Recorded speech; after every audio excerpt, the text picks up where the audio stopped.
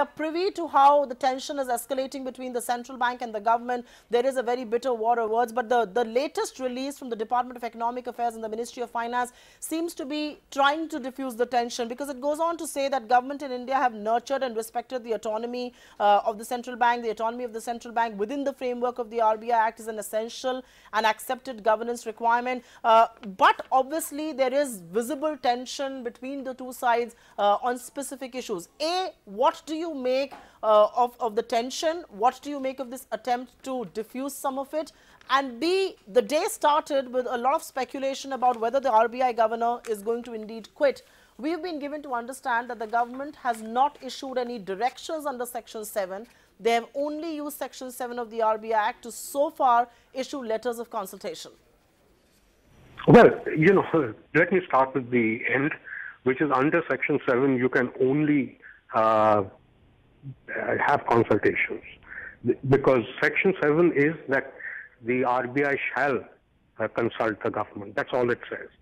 So to say that there is no directive under Section 7 is really stating the obvious. Section 7 does not permit you to issue a directive.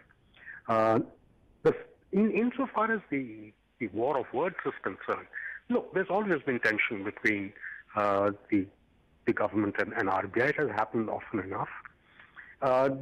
The problem may, in fact, have escalated now a little bit, because what has happened is that with the new inflation targeting mandate of the RBI, the areas of tension have, in fact, increased. Earlier, when RBI had a much larger remit, the consultations made a lot more sense. But if the RBI is saying that in order for me to be able to deliver on the mandate that has been given by Parliament, then I need to do what I need to do. The areas of conflict can, in fact, go up. Now, frankly, the whole episode is unseemly in the sense that much of this should have happened behind closed doors.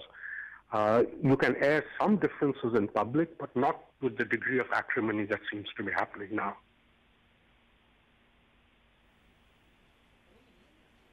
Right. Right. No, you're absolutely right. And this public acrimony is not going to have, you know, any desired consequences. If at all, it will be very undesirable consequences that we see. But, you know, the Viral Acharya speech that was made, of course, at the behest of the governor, because he very clearly in the footnote says that the topic of that speech was suggested by Governor Patel himself. The response from the government seems to be one of trying to diffuse tension, and especially it's coming on the back of speculation that the governor may quit. I don't think they can afford another institution at war, because the government, I think in a very mature sort of a way, has said that the government of India has never made public the subject matter of consultations.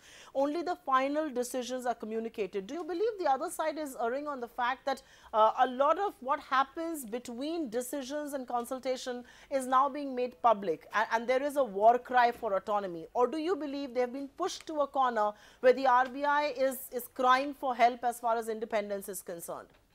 To the best of my knowledge, and you know, in the years that I spent in government, Section 7 notices were not in fact issued.